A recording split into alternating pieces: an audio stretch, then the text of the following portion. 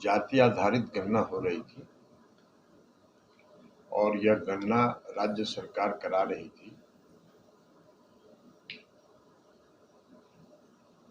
प्रत्येक जाति की गणना हो जाए और उसके साथ साथ राज्य सरकार जो आर्थिक रूप से संपन्न नहीं है, जो आर्थिक रूप से भी पिछड़े हैं, उनकी भी गणना करा रही।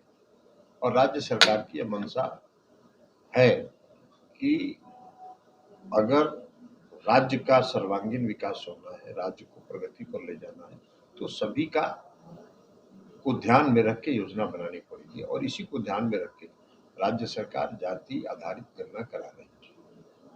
भारतीय जनता पार्टी वोट मांगने के लिए तो इस देश के आदरणीय प्रधानमंत्री जी ये कहते हैं कि हम अति पिछड़ा है, हमको वोट दे दीजिए, और जब काम करने का सवाल होता है तो अति पिछड़ा विरोधी हो जाते हैं, गरीब विरोधी हो जाते हैं। तो जब ये जातीय गणना शुरू हुई तो पहला पटना हाईकोर्ट में PIL करवाया भारतीय जनता पार्टी ने पर्दे के पीछे से। जब पटना हाईकोर्ट ने उन सभी याचिकाओं को खारिज कर दिया तो मामला सुप्रीम कोर्ट में गया। सुप्रीम कोर्ट में भी बड़े बड़े वकील जो इस देश के पहले अटॉर्नी जनरल रहे इन्हीं मोदी जी की सरकार में, गुजरात के ही हैं श्री मुकुल रोहतगी जी, वो पिटिशनर की तरफ से खड़ा हुए। सर्वोच्च न्यायालय ने कहा कि इसमें स्टे देने का सवाल ही नहीं उठता है, स्थगित करने का कोई प्रश्न ही नहीं, आप बहस करिए। और सुप्रीम कोर्ट ने जो सवाल पूछा माननीय सर्वोच्च न्यायालय ने, वो आप सबों ने देखा। उन्होंने कहा कि भाई इससे आपका कौन सा व्यक्तिगत जो आपकी निजता है उसका हनन हो रहा है। हर आदमी को जानता है कि कौन किस जात का है, आपके पड़ोसी भी जानते हैं, आपके मोहल्ले वाले लोग भी जानते हैं, तो सब जानते ही हैं। तो इसमें कौन आपका निजता का हनन हो रहा है? तो इसलिए कोई सवाल नहीं है। लेकिन खैर ये सब हुआ, सुप्रीम कोर्ट ने कहा कोई स्टे देने का सवाल। आज तो पर्दा के पीछे से जो भारतीय जनता पार्टी खेल कर रही थी वो पर्दा के सामने आ गया, आना पड़ा, उनको मजबूर हो गया। आज सॉलिसिटर जनरल जब सुप्रीम कोर्ट में हाजिर हो गए और सॉलिसिटर जनरल ने कहा कि हमको भी इसमें कुछ कहना है इन PIL पिटिशनर्स के पक्ष में, तो बात खुल गई। तो अब तो यह साबित हो गया कि भारतीय जनता पार्टी गरीब विरोधी है, अति पिछड़ा विरोधी है, आरक्षण विरोधी है, आरक्षण को समाप्त करना चाहती है। ये जितना राग अलापे अब उस राग का कोई असर नहीं होने वाला है।